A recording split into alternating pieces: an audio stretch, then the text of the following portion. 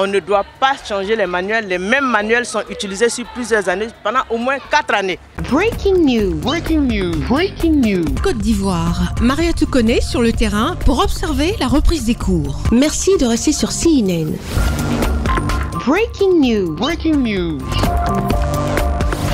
Lycée moderne d'Angré-Château, situé dans la municipalité de Cocody. La traditionnelle levée des couleurs a eu lieu ce lundi 8 septembre 2025, marquant la reprise des cours en Côte d'Ivoire. Levée des couleurs, puis les élèves et enseignants se dirigent vers les salles de cours. Les élèves ainsi que les enseignants ont répondu présents à cette première journée d'école. Avec mon prof et tous mes camarades de classe, je me sens bien de revenir en classe. Je me suis réveillée à 5 heures.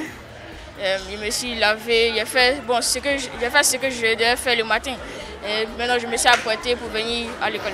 Aujourd'hui, c'est le premier jour de la rentrée. On a déjà commencé les cours.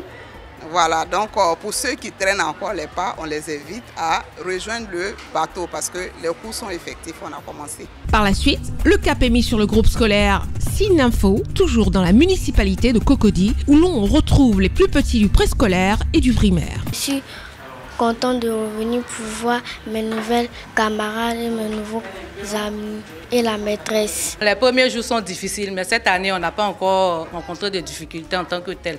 Bon, ce matin, ils sont venus tout joyeux.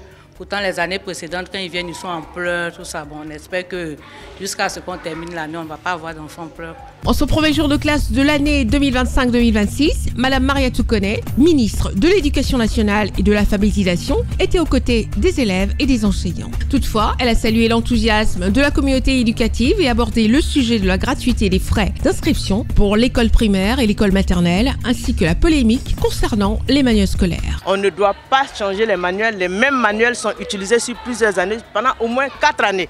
Le PENAPAS engendre de changements de manuels, mais ce sont des manuels que nous donnons gratuitement pour les élèves du préscolaire et des élèves du CP et du CE. Je voudrais mettre en garde les chefs de structure, les enseignants, et dire aux parents d'élèves que si vous arrivez et qu'on vous demande de changer de livre alors que ce n'est pas le cas, vous pouvez signaler, on a un numéro pour cela. Le numéro du gouvernement, c'est le 101.